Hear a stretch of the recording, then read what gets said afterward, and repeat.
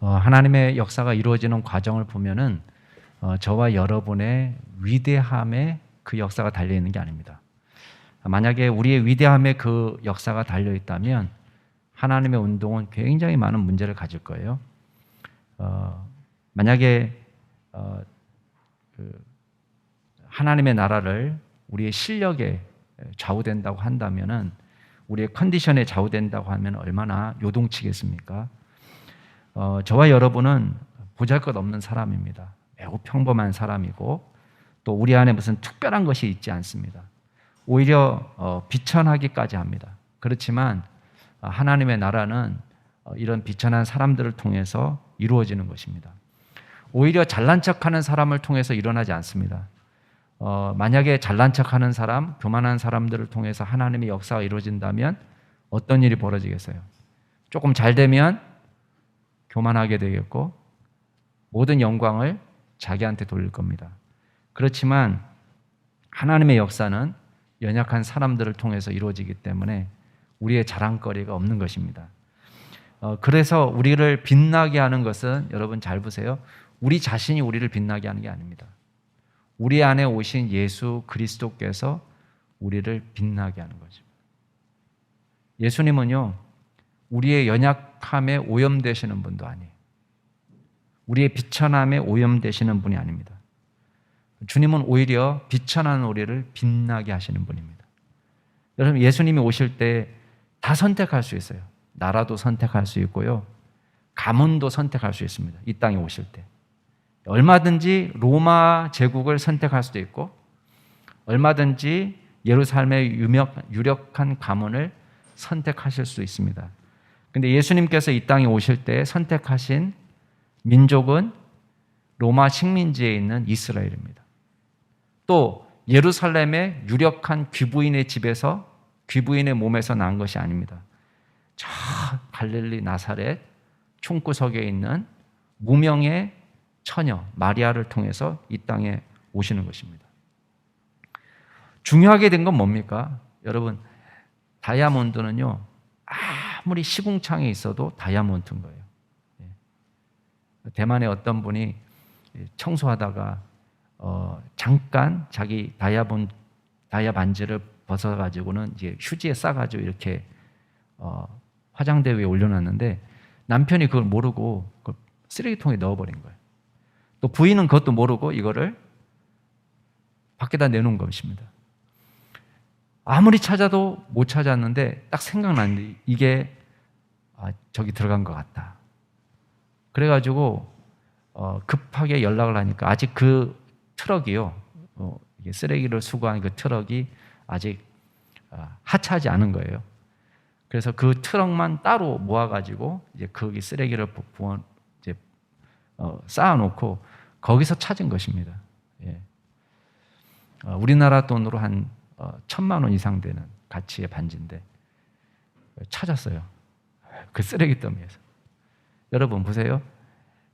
시궁창이 쓰레기가 아무리 그 옆에 막 다 오물을 묻혀놔도 다이아는 다이아인 것입니다. 마찬가지입니다. 여러분, 예수 그리스도의 보배가 질그릇에 담겨졌습니다. 근데 우리의 질그릇은 보잘것없어요. 그렇지만 이 질그릇이 보잘것없다고 해서 보배가 천박하게 되는 게 아닙니다. 오히려 거꾸로입니다. 그 보배이신 예수 그리스도께서 우리를 값지게 하시는 거예요. 오늘 말씀도 마찬가지입니다. 여러분, 예수님이 우리 가운데 오시면요, 한 나라의 운명도 바뀌고 한 개인의 운명도 바뀌는 것을 보게 됩니다. 그렇기 때문에 우리가 하나님의 은혜를 간절히 사모하는 것입니다. 오늘 말씀은 절망적인 상황에 있는 이스라엘 백성들에게 예수 그리스도께서 오신다는 예고입니다. 하나님께서 일하시는 방식을 보세요. 엄청난 위인을 통해서 일하는 게 아닙니다. 아무도 주목하지 않는 그 시골 처녀를 통해서 일하시는 것입니다. 오늘 말씀을 통해서 우리가 함께 큰 은혜를 나눌 수 있길 바랍니다. 자, 첫 번째 기억할 것은 하나님은 신실하시다는 거예요. 그래서 하나님은 당신의 약속을 지키시는 분입니다. 우리가 잘나서가 아닙니다. 하나님께서 약속하신 것을 당신이 신실하시기 때문에 이루어 가시는 것입니다. 우리는 믿을 수가 없습니다. 근데 예수 그리스도의 탄생은 연약함에도 불구하고 하나님께서 당신의 약속을 이 땅에 지키시는 거예요. 그래서 예수 그리스도의 탄생은 우발적인 사건으로 갑자기 일어난 게 아니에요. 뛰어난 사람이 나타나니까 지금 이때다 이렇게 해서 일어난 것이 아닙니다. 오랜 계획 가운데 하나님께서 이 땅에 메시아를 보내주신 것입니다. 얼마나 다행입니까? 만약에 우리의 실력에 달려있다, 또 우리의 상태에 달려있다면 위대한 일은 일어나지 않을 거예요. 근데 잘 보세요. 성경에서 일어난 위대한 역사를 한번 보시기 바랍니다. 여러분, 출애굽이 어떻게 해서 일어났죠? 이스라엘 백성들이 위대해서가 아닙니다. 또 믿음이 좋았기 때문에 가나안 땅을 정복한 것도 아닙니다. 오늘 말씀은 사실은 다윗과 한 약속과 관련이 있습니다. 다윗이 성전을 건축할 계획을 세웠습니다. 그걸 조심스럽게 나단 선지자한테 이야기합니다. 그랬더니 나단 선지자는 상식에 의존해서 좋은 것 같다고 한번 해보시라고 말씀하고 바로 왕궁을 떠나는데 하나님이 그때 나단에게 말씀하시는 거예요. 나단을 통해서 주시는 말씀은 그거예요. 다윗이 전쟁터에서 너무 많은 피를 흘렸다는 것입니다. 그렇기 때문에 거룩한 하나님의 전을 짓기에는 적합하지 않다. 오히려 그 아들을 통해서 성전을 짓게 하신다는 약속을 하십니다. 그런데 여러분, 그 다음이 중요합니다. 하나님께서는 다윗의 이 마음을 아름답게 여기시는 거예요. 여러분, 성전 지은 게 아니에요. 성전을 지으려고 했습니다. 근데 그 하나님을 사랑하고 하나님을 경외하는 마음만큼은 하나님께서 기쁘게 받으신 거예요. 그래서 다윗에게 약속하시는 장면이 나옵니다. 그게 사무엘 하 7장 16절에 나와요. 여러분 한번 찾아보시겠습니까? 중요한 구절이기 때문에 찾아서 함께 읽으시면 좋을 것 같아요. 사무엘 하 7장 16절 말씀입니다. 우리 누가복음 1장도 잘 펴놓고요.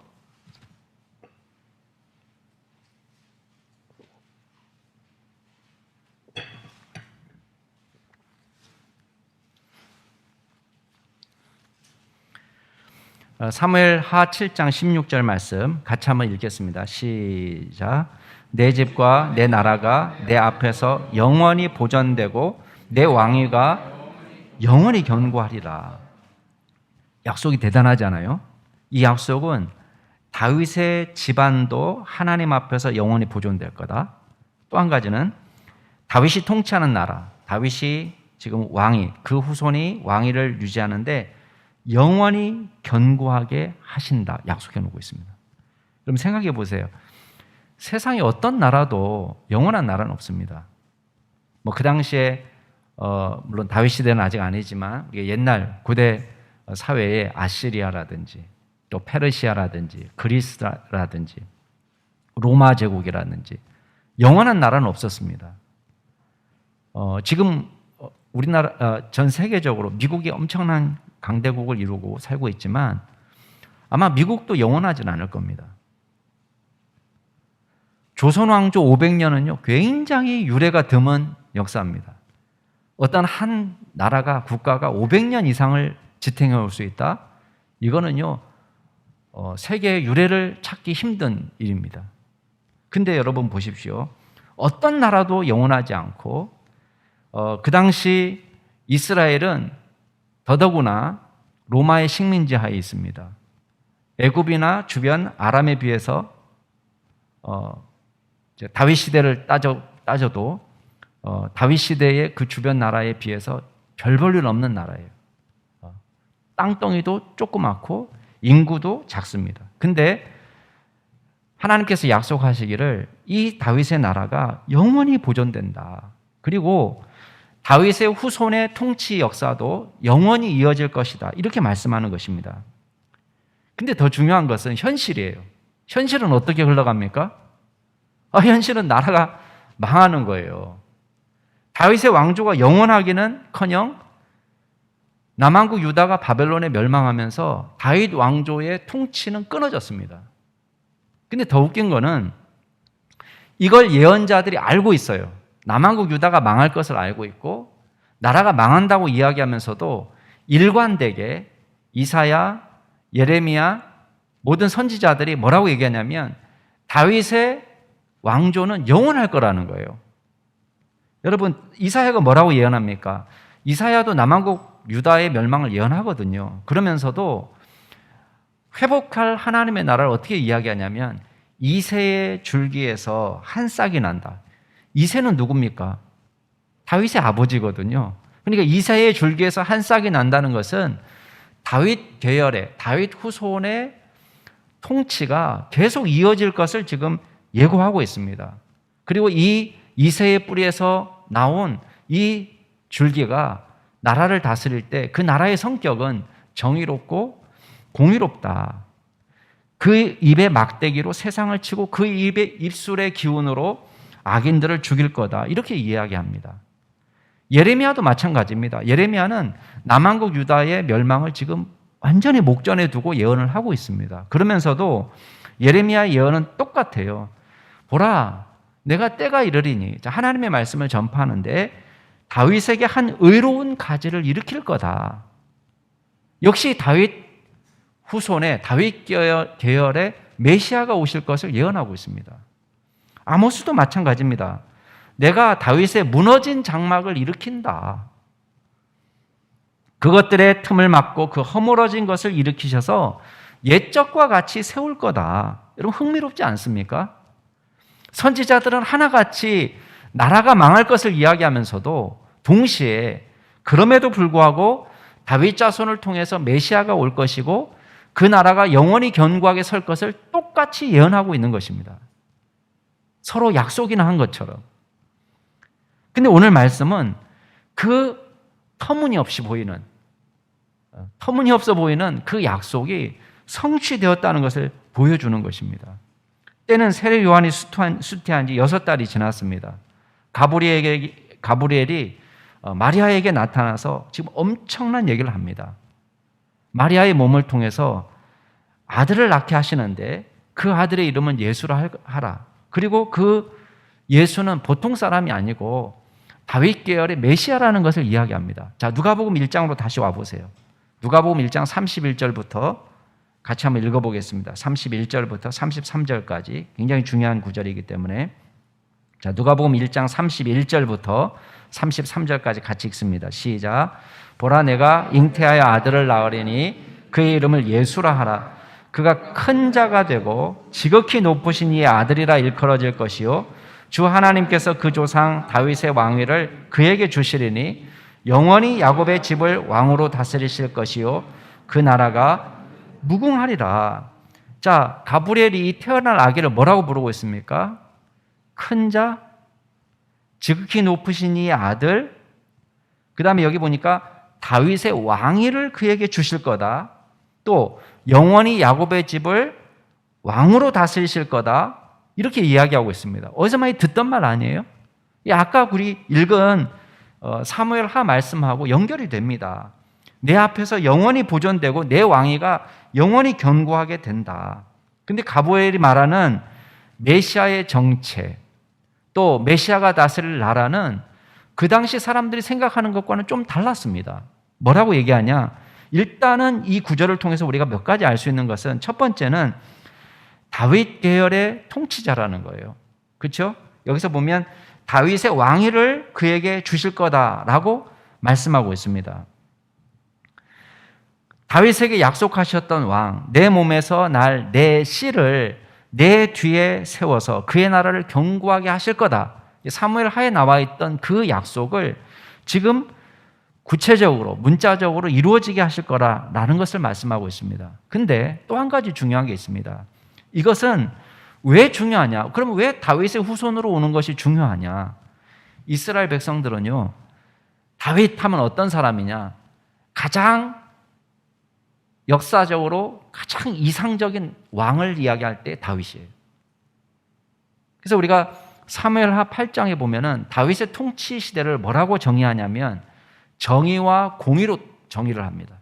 정의로운 왕, 공의로운 왕. 가장 이상적인 통치자. 근데 그 후손으로 온다는 것은 단순히 혈통적으로만 다윗의 후손이라는 것이 아니라 다윗이 이 지구상에서 가장 정의롭고 공의로운 나라를 만들었던 것처럼 정의롭고 공의로운 통치를 할 그 이상적인 왕을 기대하는 것입니다. 근데 더 놀라운 것은 단순히 다윗 통치의 반복이 아니에요. 다윗 통치를 능가하는 그 이상의 통치자예요. 왜냐? 이 통치자를 뭐라고 호칭하고 있습니까? 큰 자다. 또 지극히 높으신 이의 아들이다 라고 말하고 있습니다. 여러분, 지극히 높으신 이는 누굽니까? 여기서 하나님이에요. 그죠? 그러니까 쉽게 말하면 하나님의 아들이에요. 하나님의 아들로서 신적 권위로서 당연히 다윗의 통치를 능가하는 메시아예요. 여러분, 다윗도 인간의 한계를 가졌습니다. 다윗이 완전한 사람이 아닙니다. 어떤 인간도 이 땅에 완전한 통치를 할 수는 없습니다. 그런데 지금 다윗의 후손으로 오실 메시아를 통해서는 어떤 일이 벌어집니까? 가장 이상적인 통치, 가장 정의롭고 가장 공의롭고 온전한 하나님의 나라가 이루어지게 된다는 것입니다. 특별히 이 나라를 어떻게 정의하냐면 영원히 견고한 나라라고 이야기하고 있습니다. 여러분, 다윗의 나라는 망했거든요. 다윗의 나라는 망했습니다. 영원하지 않습니다. 근데 지금 이 나라는 어떤 나라냐? 예수 그리스도를 통해서 통치하게 될 나라는 영원한 나라, 영원히 보존될 것이다 라고 말씀하고 있습니다. 그래서 33절에 보면 영원히 야곱의 집을 왕으로 다스리실 것이며 그 나라가 무궁하리다. 자, 두 가지를 다 얘기하는데 다스릴 통치자도 영원한 통치자고요. 그 나라도 영원한 나라가 된다는 거예요. 이거는 인간 이상의 메시아는 단순한 우리의 몸을 입고 오시는 육신을 입고 오시는 인성을 지니신 그 이상적인 왕을 더 능가하는 예수 그리스도의 신성도 여기에 포함되는 것입니다. 그리고 그 회복할 나라를 야곱의 집이라고 이야기합니다. 문자적으로 야곱의 집은 회복할 수 없습니다. 왜 그렇습니까? 북왕국 이스라엘이 망하면서 혈통적으로 완전히 섞여버렸어요. 그러니까 야곱의 집, 남과 북이 통일된, 남왕국 유다와 북왕국 이스라엘이 통일된 가장 이상적인 국가는 문자적으로는 이루어지기 어려운 상황이에요. 근데 지금 야곱의 집이라고 말할 때 이 야곱의 집은 뭐라고 얘기합니까? 단순한 민족의 회복을 말하는 게 아닙니다. 여기 안에는 혈통적인 이스라엘뿐만 아니라 믿음으로 하나님의 백성이 된 이방인까지도 포함된 개념이에요. 신약적 개념이 여기 나오는 것입니다. 이건 나중에 이제 시므온의 노래에서도 나올 거예요. 자, 결국 오실 메시아는 어떤 분이냐? 온 인류의 구원자로 오신다는 거예요. 그리고 그 예수님의 통치야말로 가장 이상적인 다윗의 통치와도 비교할 수 없는 완전하고 가장 정의롭고 가장 공의로운 나라가 된다는 것입니다. 그리고 그 나라가 영원히 지속될 거라고 말씀하고 있습니다. 여러분, 얼마나 가슴 벅찬 예언입니까?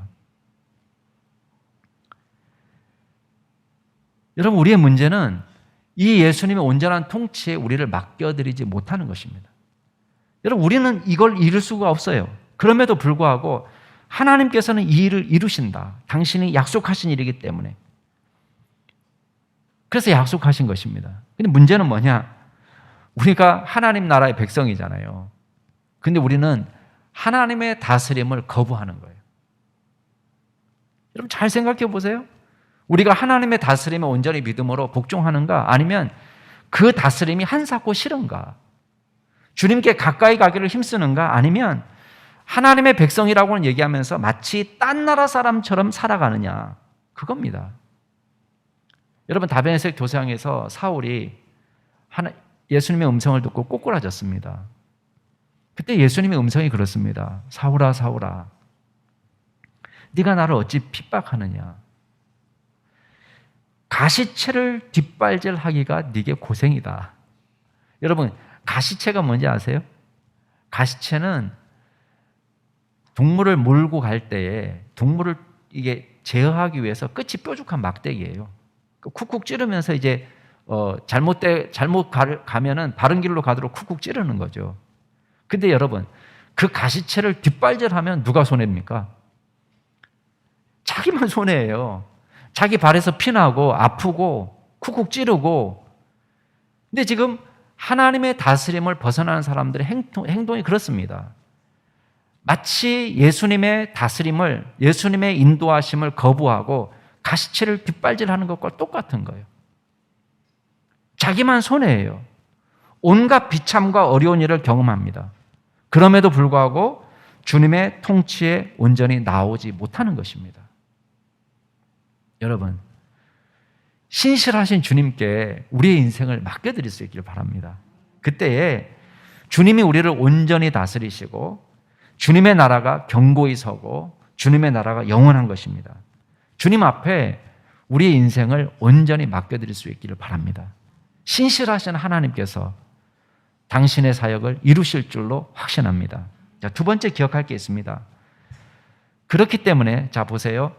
하나님의 역사는 당신의 신실하심을 통해서 이루어집니다. 우리가 할 일은 뭔지 아세요? 하나님의 은혜를 믿음으로 수용하는 겁니다. 이게 우리가 할 일입니다. 하나님께서는 믿음의 사람을 통해서 일하는 것입니다. 여러분, 예수님의 탄생 이야기를 한번 보세요. 철저히 은혜의 사건입니다. 아무 소망도 없는, 능력도 없는 우리에게 사랑으로 찾아오셨습니다. 하나님의 은혜가 가장 절실할 시점이 언제입니까? 우리가 가장 절망스러울 때, 우리 힘으로 아무것도 할 수 없다고 느낄 때, 그때 하나님의 일이 시작되는 거예요. 그러니까 여러분이 어둠이 너무 깊다라고 느끼시잖아요? 그러면 하나님 찬양하세요. 왜? 어둠이 깊다는 것은요, 하나님의 역사가 시작된다는 것을 의미합니다. 예. 그래서 우리가 깊고 절망이 클수록 우리가 하나님의 은혜가 시작된 것을 믿고 기뻐하고 감사하세요. 여러분, 예수님께서 이 땅에 오실 시대의 이스라엘 상황을 한번 보시기 바랍니다. 지난주에도 제가 잠깐 얘기 드렸지만 가장 정치적으로, 영적으로 절망스러운 상황이에요. 무슨 독립운동을 하려면요, 좀 서광이 보여야 됩니다. 근데 독립운동을 하려고 해도 상황이 너무 안 좋아요. 지금 로마가요, 좀 서로 내전도 일어나고 약하고 이렇게 해야지 무슨 독립운동이 일어나지 않겠어요?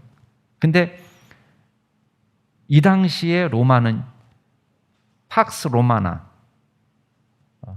아우구스투스가 정권을 장악하고 이제 황제로 인정을 받으면서 로마가 평화의 시대를 열었습니다. 물론 그 이전에 이제 카이사르가 해놓은 것이 너무너무 많죠. 근데 이 카이사르는 죽고, 그 다음에 아우구스투스가 이어받아서 내정을 아주 튼실하게, 카이사르는 외연을 확장하는 데 힘썼다면 아우구스투스는 아주 내정을 튼실하게 만들어놨습니다. 그러니까 전혀 불만이 없어요. 게다가 분봉왕 헤롯이 통치하고 있습니다. 지난주에도 얘기했지만 이 사람은 이스라엘 사람이 아닙니다. 아버지는 에돔 사람이고 어머니는 아라비아 사람이에요. 유대인의 피가 한 방울도 안 들어갔습니다. 얼마나 자존심 상하는 문제예요. 그 전까지는 혈통적으로 아론의 후손인 대제사장이 있었습니다. 그러니까 힐카루스가 대제사장이면서 통치를 하고 있었는데 파르디아에서 침공해서 잡아가 버렸습니다. 그러니까 헤롯이 왕이 돼서 자기 임의로 대제사장을 임명하는 거예요. 그 전까지는 세습직이었는데 이걸 지 마음대로 막 임명해버려요. 자격 없는 사람을. 정치적으로도 소망이 없고 영적으로도 소망이 없고 아무 의지할 데 없는. 여러분, 이런 상황 속에서 천사 가브리엘이 마리아에게 온 겁니다. 여러분, 마리아에게 인사하는 말을 들어보세요. 28절에 보면 은혜를 받은 자여 평안할지어다 주께서 너와 함께 하시니라. 여러분, 이게 무슨 봉창 두들기는 소리예요. 자다가. 근데 여러분 보세요. 가브리엘이 이 말을 할 때에 예수님의 탄생은 은혜의 사건으로 시작되고 있다는 거예요. 시골 처녀 마리아, 아무 자격 조건 없는 이 마리아. 동네도 나사렛. 여러분 그 당시 어떤 신학자도 나사렛에서 무슨 선한 것이 날 수 있다라고 생각 안 했습니다. 전혀 종교의 중심지도 아닙니다. 예루살렘도 아니고 돈 많은 부잣집 처자도 아니고. 그래도 세례 요한이 태어난 사가랴 가문은 제사장 가문이기라도 합니다. 근데 마리아는 선지자도 아니고 제사장도 아니고 엘리사벳의 친족이라는 것 외에는 마리아에 대한 정보가 그렇게 많지 않습니다. 그냥 가사를 돕고 결혼을 준비하는 평범한 젊은 처녀입니다. 지금으로나 당시로서나 하나님의 중요한 사명에 적합하지 않은 인물로 보입니다. 경제적으로나 사회적으로나 약자입니다. 그런데 메시아가 마리아를 통해서 이 땅에 오신 겁니다. 이거 자체가 은혜의 사건이에요. 가브리엘이 말하는데 이해가 잘 안 돼요. 가브리엘이 다시 이야기합니다. 무서워하지 마라. 내가 하나님께 은혜를 입었다. 보라, 내가 잉태하여 아들을 낳으리니 그 이름을 예수라 하라.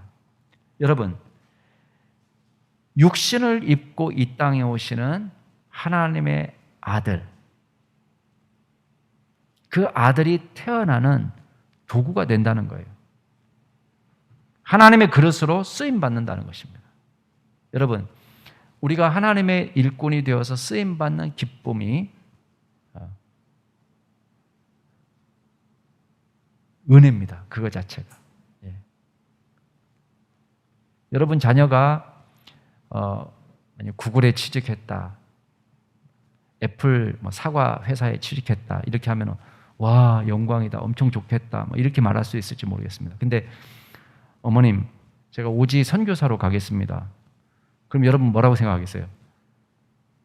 와 이런 저주가 혹시나 이럴지 모르겠습니다. 내가 너를 그렇게 키웠어? 이렇게 얘기할 수 있을지 모르겠어요. 그럼 거기서 우리 신앙이 다 드러나는 거예요. 여러분, 이 세상에 유명한 회사에서 쓰임받는 것도 영광스러운 것입니다. 근데 여러분, 하나님 나라에 쓰임받는 종이 된다는 것은 엄청난 영광인 거예요. 꼭 목사가 되라, 선교사가 되라는 말이 아닙니다. 저와 여러분이 하나님의 일꾼이 되어서 주님 나라를 위해서 쓰임받는 종이 되었다. 엄청난 영광이고 특권인 것입니다. 여러분, 나사렛 시골의 평범한 처녀 마리아가 하나님의 손에 붙잡혔습니다. 그랬더니 완전히 달라졌어요. 어떻게 달라졌습니까? 온 세상 사람이 마리아는 모르는 사람 없어요. 지금도. 온 세상 사람들이 존경하는, 야, 이 사람 정말 믿음의 사람이구나, 존경하는 사람이 되었습니다. 여러분, 그 당시 마리아보다 돈 많은 집안 자녀가 한둘이겠습니까? 마리아보다 교양 있고 권세 있는 집안의 자녀가 한둘이겠습니까? 그러나 그들의 이름은, 그들의 존재는 우리가 모릅니다. 마리아는 기억합니다. 그렇다면 어떤 사람이 하나님의 은혜를 누리게 됩니까? 믿고 순종하는 사람이에요. 마리아의 모습을 한번 보시기 바랍니다.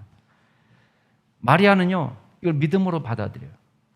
가브리엘의 말은 더 놀랍습니다. 아까 우리 본 것처럼 이 예수가 그냥 보통 사람이 아니고 큰 자가 되고 지극히 높으신 이의 아들이 되고 다윗의 왕위를 그에게 주시는데 영원히 그 나라를 다스리고 그 나라도 무궁하게 될 거다. 여러분, 이 말이 무슨 말인지는요, 그 당시 경건한 유대인들은 딱 알아듣습니다. 마리아는 이 부분에 대해서 물어보지 않습니다. 왜? 이 이야기는 메시아구나 딱 느껴지는 거예요. 이게 보통 사람이 아니구나, 메시아구나, 메시아가 나를 통해서 온다는 거구나. 이거는 경건한 유대인이라면 딱 알아듣는 말이에요. 근데 여러분, 마리아의 고민은 다른 데 있습니다. 34절 말씀 한번 읽어보세요. 34절. 거기 보면 뭐라고 되어 있냐면은, 나는 남자를 알지 못하니 어찌 이 일이 있습니까? 자, 이 질문을 갖고 마리아가 믿음이 없다 이렇게 생각하면 오해입니다. 앞에 사가랴가 질문했던 건 그것입니다. 가브리엘이 이제 사가랴를 통해서 요한이 탄생한다는 이야기를 듣고 사가랴는 이렇게 질문했습니다. 내가 이걸 어떻게 알겠습니까? 나는 늙었고 내 아내도 나이가 많습니다. 할 수 없다는 말이었어요. 근데 지금 마리아의 이야기는 할 수 없습니다. 그런 일은 일어날 수 없습니다. 이걸 질문하는 게 아닙니다. 어떻게를 질문하는 거예요. 45절에도 보면은 마리아의 믿음에 대해서는 의심하지 않습니다. 그죠? 엘리사벳이 노래하는 장면에서 보면은 마리아를 어떻게 표현하고 있냐면은 주께서 하신 말씀이 반드시 이루어지리라고 믿은 그 여자에게 복이 있다. 그러니까 마리아의 믿음을 칭찬하는 이야기예요. 그죠? 그냥 마리아는 의심한 게 아닙니다. 문제는 뭐냐면 어떤 방식으로 일이 일어날 수 있냐는 거예요. 왜냐? 지금 마리아는 처녀입니다. 요셉과 정혼한 관계지만 같은 집에서 살지 않아요. 어떻게 아기를 낳으려면은 지금 내가 요셉의 집에 들어가든지, 그렇죠? 근데 이건 죄라고 알려져 있어요. 그러면 요셉이 아니라면 다른 남자를 만나야 되는 건지, 이것도 죄라고 알려져 있어요. 그러니까 마리아에게 그것이 궁금한 거예요. 지금 우리는 결혼한 사이가 아닌데 이 일을 이루기 위해서 어떻게 이런 일이 벌어질 수 있느냐? 내가 죄를 지으라는 말이냐? 아니 무슨 말이냐? 이거에 대한 궁금증이에요. 근데 가브리엘은 이렇게 말합니다. 성령이 내게 임하시고 지극히 높으신 이의 능력이 너를 덮으시리니 그러므로 나실 바 거룩한 이는 하나님의 아들이라 일컬어지리라. 이 문제는 마리아의 걱정 문제가 아니라는 거예요. 이 일은 하나님의 방식으로 이루어집니다. 성령이 임하실 것이고 지극히 높으신 이의 능력이 너를 덮으실 거기 때문에 죄를 통해서도 아니고 부정한 방법을 통해서도 아니고 육적인 관계를 통해서도 아니라 성령님의 특별한 간섭으로 이루어질 것이기 때문에 그 문제는 걱정하지 말라는 거예요. 그러면서 그 증거로 엘리사벳이 임신했다는 사실을 알려주고 있습니다. 보라 내 친족 엘리사벳도 늙어서 아들을 배웠느니라. 본래 임신하지 못한다고 알려진 이가 이미 6달이 되었다. 대저 하나님의 말씀은 능하지 못하심이 없다. 이 말은 뭐예요? 마리아는 그냥 믿기만 하면 된다는 거예요. 왜? 전능하신 하나님, 모든 걸 이루시는 하나님께서 이 일을 반드시 이루신다는 것입니다. 여러분, 마리아는요, 이 말을 듣자마자 어떤 일을 벌이는지 아세요? 여러분 같으면 어떻게 하겠습니까? 만약에 인간적인 방법을 원했다면 요셉에게 뛰어가야지 옳습니다. 근데 요셉에게 뛰어가는 것이 아니라 지금 39절에 보면 마리아가 일어나자마자 어디로 가냐면 엘리사벳을 찾아갑니다. 이미 임신 6개월인 엘리사벳이 마리아가 들어오는 것을 보고 놀랍니다. 그러면서 마리아도요, 믿음의 사람이에요. 그리고 세례 요한은 뱃속에서부터 성령이 충만해요. 마리아의 뱃속에 있는 아기 예수를 알아보고요, 이 난리가 났습니다. 복중에서. 그리고 엘리사벳은 성령이 충만해서 마리아가 뭐라고 고백하기 전에 이 일이 어디로부터 말미암았는지를 믿음으로 고백하기 시작합니다. 여러분 42절 한번 보세요. 큰 소리로 불러 이르되 여자 중에 내가 복이 있다. 또 내 태중의 아이도 복이 있다. 내 주의 어머니가 내게 나오니 이 어찌 된 일인가. 보라 내 문안하는 소리가 내 귀에 들릴 때에 아이가 내 복중에서 기쁨으로 뛰어놀았도다. 주께서 하신 말씀이 반드시 이루어지리라고 믿은 그 여자에게 복이 있다. 여러분 마리아의 믿음도 대단하지만 엘리사벳도 믿음의 사람이에요. 성령의 사람이에요. 그래서 지난주에도 제가 말씀드렸지만 누가복음에는요, 이 뛰어난 믿음의 여인들을 많이 기록하고 있습니다. 하나님께서 일을 이루실 때는 그 당시에는 사회적으로 여성의 존재가 별로 귀하게 취급을 못 받았을 때입니다. 그러나 여러분 보세요. 성경은 그렇지 않아요. 성경은 우리에게 뭐라고 얘기합니까? 뛰어난 믿음의 여인들을 통해서 위대한 역사가 지금 나타나고 있는 거예요. 우리는 이 기적을 특별히 다른 기적과 달리 더 어려운 기적처럼 착각하는 경우가 있습니다. 여러분, 그래서 많은 사람들이 난 다 믿어도 예수님이 처녀의 몸을 빌어서 이 땅에 오셨다는 건 난 못 믿겠다. 그런 사람들이 있습니다. 여러분, 우리가 X 염색체를 알고 Y 염색체를 알고 그러니까요. 우리가 더 과학적이고 우리는 더 그 당시 사람들은 순진해서 믿었지만 우리는 못 믿는 사람이다. 이렇게 말할 것 같지만 그렇지 않아요. 옛날이나 지금이나 똑같이 믿기 어려운 말씀입니다. 그러나 놀라운 사실은 이 이야기를 굳이 기록하고 있다는 거예요. 예수님의 신성을 나타내기 위해서 이것을 제자들이 강조한 적은 없습니다. 그럼에도 불구하고 누가가 이걸 강조하고 막 더 이거를 다른 사도행전이나 다른 복음서에서 이걸 더 강조한 건 아니지만 이 이야기를 기록할 수밖에 없는 이유는 뭡니까? 역사적 사실이니까 기록하고 있는 거예요. 누가는. 근데 마리아의 위대함이 여기 있어요. 38절 같이 한번 읽어보겠습니다. 38절. 시작. 마리아가 이르되 주의 여종이오니 말씀대로 내게 이루어지다 하며 천사가 떠나. 여러분, 이건 좋은 일이 아닙니다. 처녀가 아기를 낳았다는 것은 오늘날에도 수치스러운 일이지만 그 당시에는 단순한 수치로 끝나는 일이 아니에요. 죽을 수 있는 일입니다. 목숨을 걸어야 되는 일입니다.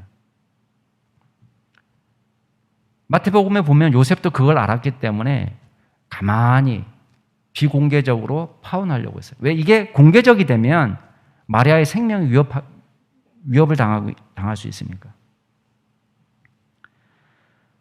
그거 다 알고 있습니다. 그럼에도 불구하고 마리아는 뭐라고 이야기하냐면 주님의 여종입니다. 저는 말씀대로 내게 이루어지이다.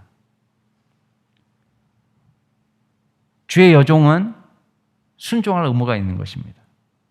그렇기 때문에 오직 말씀에 순종하겠습니다. 라는 결단을 보이는 거예요. 사랑하는 성도 여러분, 믿음의 사람이 되기를 바랍니다. 하나님의 은혜는 믿고 순종하는 사람을 통해서 일어나는 것입니다. 근데 우리는 너무 따지는 게 많아요. 그죠? 왜 우리가 능력 있는 삶을 살지 못하는지 아십니까? 믿고 순종하기 함이 없기 때문에 그래요. 믿고 순종하려면 희생도 따라옵니다. 귀찮은 일도 따라옵니다.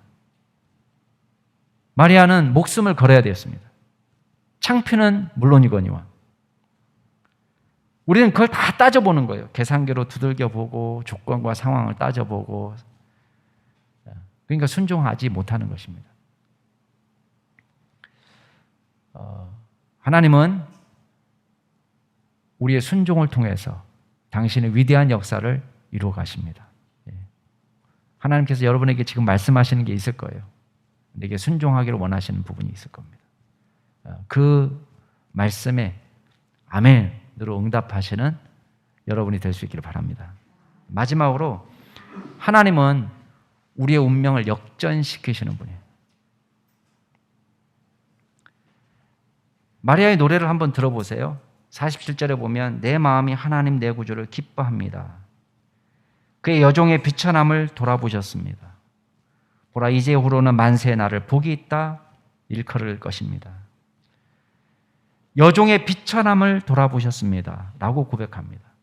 여기서 비천하다는 말은 사회적으로나 경제적으로나 낮고 가난한 상태를 의미합니다. 연약한 사람, 비천한 자. 그러나 하나님은 그 사람을 당신의 도구로 사용하고 계십니다. 반면에 세상에 권세 있는 자, 교만한 자를 꺾으시는 하나님이에요. 여러분 51절 말씀 한번 보세요. 51절, 52절 같이 읽을까요? 시작. 그의 팔을 힘을 보이사 마음이 생각이 교만한 자들을 흩으셨고 권세 있는 자를 그 위에서 내리치셨으며 비천한 자를 높이셨고 줄이는 자를 좋은 것으로 배부리셨으며 부자는 빈손으로 보내셨도다. 오늘 말씀에 보면 교만한 자를 흩으시고 권세 있는 자를 내리치셨다고 말합니다. 왜 그렇습니까? 왜 교만한 자, 왜 권세 있는 자, 왜 돈 많은 사람? 하나님 그런 사람 싫어합니까? 부자가 무슨 죄가 있다고 부자를 싫어하고 높은 데 올라간 게 무슨 죄 있다고 높은 사람을 싫어하시고 교만한 사람 왜 하나님께서 이 사람들을 낮추신다는 겁니까? 돈이 문제가 아니에요. 권세가 문제가 아닙니다. 그 알량한 돈과 권력 때문에 하나님을 의지하지 않는 거예요. 사람들을 무시합니다. 자신의 능력과 권세를 의지합니다. 자신의 외모를 자랑하고 자신의 건강을 자랑하고 자신의 돈을 자랑하고 자기 똑똑하다고 자랑하고 그러면 하나님께서 사용 못하는 겁니다. 우리 된 것은 우리의 힘이 아닙니다. 그렇지 못한 사람을 너무 날카롭게 비난합니다. 아유, 그것도 모르냐. 너는 머리를 그냥 장식용으로 달고 다니냐. 그렇게 우리가 말할 때 얼마나 많아요. 그죠? 어휴, 못 배워서. 어휴, 교양 없어. 어휴, 가난. 우리가 얼마나 무시하는 말을 많이 하는지 모릅니다. 여러분, 하나님은 상황을 역전시키시는 분이라는 거예요. 어제까지 가난한 자를 하나님 얼마든지 부자로 만드실 수 있는 분이라고 말씀하고 있습니다. 어제까지 부자였지만 쫄딱 망하기도 할 수 있는 분이라고 말씀하고 있습니다. 높은 사람을 낮추시기도 하시고 비천한 자를 높이시기도 하시는 분이에요. 여러분, 우리 된 것을 우리의 실력이나 능력이라고 착각하지 말기를 바랍니다. 오히려 여러분이 힘이 있다면, 여러분이 돈이 있다면 도울 수 있는 길을 찾으세요. 여러분이 작은 힘만으로도 도울 수 있는 일이 얼마든지 많을 겁니다. 잘 보세요. 우리가 조금이라도 여력이 있잖아요. 할 수 있는 일이 어마어마하게 많습니다. 근데 그 좋은 기회를 뭘로 날리는 사람이 많은지 아세요? 갑질하느라고 시간 날려버려요. 그 알량한 권세를 가지고 안 되게 하는 일에 힘쓰는 거예요. 안 되게 하는 일. 여러분, 안 되게 하는 일은요, 동네 건달들도 안 되게 하는 일을 할 수 있어요. 막 들어눕고, 막. 안 되게 하는 일은 누구나 하는 일이에요. 그러나, 되게 하는 일이 실력이에요. 되게 하는 일이. 되게 하는 일. 하나님은 겸손한 자, 마음이 낮은 사람을 사용하십니다. 그래서 여러분 54절 말씀 보세요. 하나님께서 불쌍히 여기시고 약속을 기억하시고 반드시 이루신다는 것입니다. 54절 같이 한번 읽어보겠습니다. 54절 55절 시작. 그종 이스라엘을 도우사 긍휼히 여기시고 기억하시되 우리 조상에게 말씀하신 것과 같이 아브라함과 그 자손에게 영원히 하시리로다. 여러분, 하나님은 도와주시고 불쌍히 여겨주십니다. 그리고 약속하신 것을 반드시 지키시고 구원해 주십니다. 이게 하나님의 사랑입니다. 사랑하는 우리 남양주 충신교회 성도 여러분, 오늘 우리가 예수 그리스도의 탄생 예고를 보면서 무엇을 느낍니까? 여러분, 하나님의 역사는 우리의 위대함에 달려있지 않다는 것입니다. 하나님의 신실하심이 나타나는 사건이에요. 우리가 은혜 받은 사건입니다. 비천한 사람을 통해서도 일하신다는 사건입니다. 절망은 우리 자신에게 있습니다. 그러나 절망 때문에 무너지는 것이 아닙니다. 우리가 어떤 때는 너무너무 힘들 때가 있습니다. 정말 아등바등 살아도 안 될 때가 있고 정말 게으름을 피운 것도 아닙니다. 열심히 산 것처럼 생각되는데 잘 안 될 때가 있어요. 답답할 때가 있습니다. 또 속을 끓이며 스트레스 받는 상황도 만납니다. 건강도 안 좋아지고 일은 일대로 안 되고 잠은 잠대로 안 되고 얼마나 속이 상할 때가 많습니까? 그러나 여러분 잘 보세요. 우리가 안타까워하는 그것 때문에, 아쉬워하는 그것 때문에 우리가 일을 못하는 게 아닙니다. 그것이 우리의 발목을 잡는 것이 아닙니다. 정말 중요한 것이 무엇입니까? 우리의 시작을 다시 한번 생각해 보세요. 우리가 우리 계획대로 되었다고 해서 잘 된 것이 아닙니다. 여러분, 남양주 충신교회가 어떻게 개척되었는지 아십니까? 제가 오래전부터 꿈꾸었던 것을 이룬 게 아닙니다. 꼬여서 시작된 겁니다. 연구소를 사임할 때만 해도 제 나름대로는 다른 계획을 갖고 있었습니다. 외국에 가서 1년간 안식년을 얻어서 논문을 쓰고 와야지. 근데 이 계획이 다 틀어졌습니다. 꼬였습니다. 우리가 생각할 때는 이건 내 계획이 아니었는데 이건 꼬였구나. 나는 절망이구나. 아닙니다. 오히려 그 절망적인 상황이 하나님의 위대한 역사를 시작하시는 시작점이 된 것입니다. 우리가 우리의 실력대로 목회가 진행된 게 아닙니다. 우리의 계획대로 착착착착 진행된 것도 아닙니다. 우리의 계획은 언제나 내려놓아야 되고 수정되어야 됐습니다. 실패와 좌절과 아쉬움이 변한 사건들이 많이 있었습니다. 그러나 결국은 우리의 좌절과 우리의 실패와 우리의 절망적인 그런 모든 사건들이 어우러져서 오늘 하나님의 역사를 이루게 된 것입니다. 여러분도 마찬가지입니다. 하나님은 저와 여러분의 비천함을 돌아보시는 분입니다. 현재 실패라고 생각하는 그 일, 낙심하고 있는 그 일, 결국 그 일이 여러분을 하나님의 역사로 이끌어 주실 줄로 믿습니다. 그 자리가 바로 주님이 일하시는 자리입니다. 다만 하나님이 일하실 수 있도록 믿고 여러분 자신을 주님께 내어드릴 때 주께서 여러분을 통해서 위대한 일을 이루실 줄로 믿습니다. 기도하겠습니다. 하나님, 아무리 우리 자신을 이리 들춰보고 저리 들춰봐도 주님의 나라에 적합한 사람이 아닙니다. 연약하고 부족하고 이기적이고 죄 많고 불신앙과 의심으로 가득한 저희들입니다. 매번 결단하나 넘어지기도 하고 매번 계획하지만 계획대로 잘 되지 않아 낙심날 때도 있습니다. 그러나 주님, 가장 절망적인 상황에서 역사를 이루시는 주님의 은혜를 사모합니다. 하나님께서 친히 우리를 당신의 도구로 삼아 주시옵소서.